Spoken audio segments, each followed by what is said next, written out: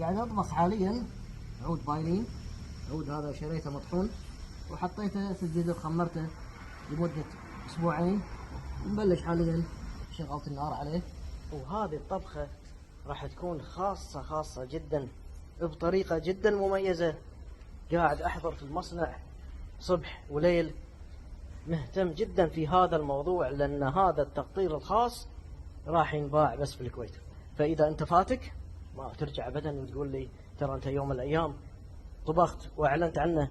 لا حط ببالك شيء اساسي، هذا تقطير ما راح اكرره ولا راح اعيده مره ثانيه حتى لو طلبت مني، لان الموضوع مكلف حيل.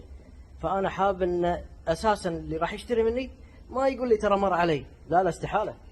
انا عارف شنو قاعد اقدم، ولاني مجرب من قبل عده طبخات، فعارف بالضبط ان هذا راح يطلع شيء مميز.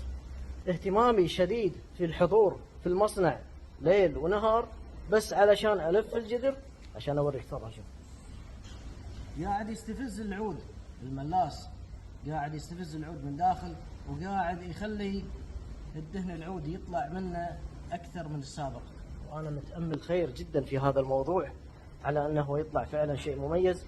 فانت لحق عليه، لان هذا الفيديو اساسا انا ما اعلن عنه حاليا. انا هذا سويت الفيديو من زمان وراح اعلن عنه في وجودي في الكويت.